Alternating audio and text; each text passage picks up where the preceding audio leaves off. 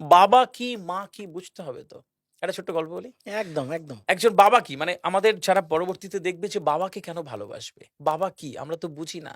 বাবারকে কখনো হয়তো অনেকদিন চোখ তুলে তাকানো হয়নি যে, "বাবা তুমি ভালো আছো? বাবা তুমি কেমন আছো?" যেই মানুষটা বুকের রক্ত জল করে প্রতিদিন তার সন্তানের, তার পরিবারের আশা মেটাচ্ছে, পিপাসা মেটাচ্ছে, তার পিপাসা লাগে একবার দেখবে না? একজন ৪৫ বছরের লোক, সে খুব বড় বিজনেসম্যান হয়ে গেছে।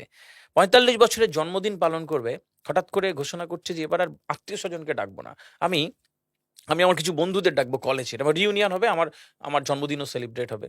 ব্যাস যেই ভাবা সেই কাজ। সবাইকে বন্ধুকে ফোন করতে লাগলো। "শোন না, অমুক দিন আমার জন্মদিন, আসিস, ইনভিটেশন।" সবাই খুব খুশি, বলছে, "আসবো।" ফোন করতে, করতে এমন একজন মানুষের কাছে ফোন গেল, তার বন্ধু, যে সবচেয়ে গরিব মানুষ। ব্যবসায় লস খেয়েছে, চাকরি পায়নি এবং একদম দৈন্য দশা। মানে আর দাঁড়ানোর মানে জায়গা নেই। এরকম একটা বন্ধুর কাছে যখন ফোন করলো, ও বলছে, "শোন না, আমাকে ছেড়ে দে। আমার এমনি অবস্থা খারাপ।" বলছে, "আয় না, সব তো বন্ধুরা। ভালো লাগবে তোর।" তো বন্ধু বলল, "অনেক রিকোয়েস্ট করেছে, ঠিক আছে আসবো।" তো যাক জন্মদিনের দিন পার্টি সেজে উঠেছে। বিভিন্ন স্টল, মিউজিক চলছে, আ দমাদম মিউজিক, দারুণ আয়োজন। সব স্যুট কোট ব্লেজার পরে দারুণ সব স্টাইলিশ লোকজন ঘুরে বেড়াচ্ছে। লোকটা বাড়ির তো আলমারি নেই। একটা আলনা থেকে একটা সুন্দর জামাটাই বের করেছে, কিন্তু বোঝা যাচ্ছে যে একটা মলিন জামা। মানে ওটা পরেও ভালো মানুষের বাড়ি যাওয়া যায় না। ওটা পরে যখন জন্মদিনের পার্টিতে ঢুকেছে, সবাই দেখছে এটা কে? বন্ধু আলাপ করিয়ে দিস না, মনে নেই? আমাদের ওই হুম। বন্ধু। সবাই হ্যান্ডশেক করলো, কিন্তু দূরত্ব একটু আছেই আরকি। যেহেতু একটা বিরাট গ্যাপ আরকি। তো এরকম করতে, করতে ৯টা বাজলো।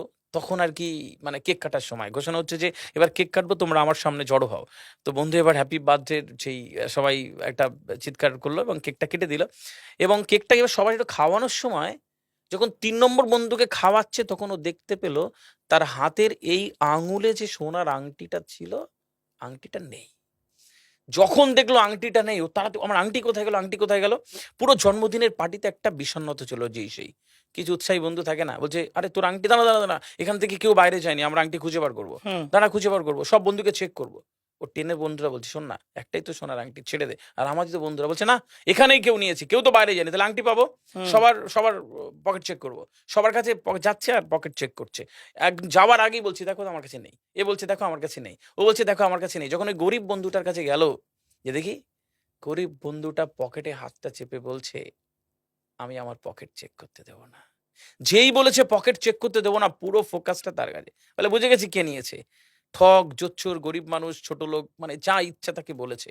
এবং বন্ধুটা ডেকে বলছে, "ছেড়ে দে, একটা আংটি তো বাদ দে।" যা ইচ্ছা তাই বলে যে যার মতন খেয়ে চলে গেছে। 11:30 12টা বন্ধু যখন বাড়িতে ঢুকলো ফ্রেশ হবে, ব্লেজারটা খুলতে গেছে। দেখলে ব্লেজারের এই পকেটটাতে আংটিটা কোনভাবে আটকে গেছে।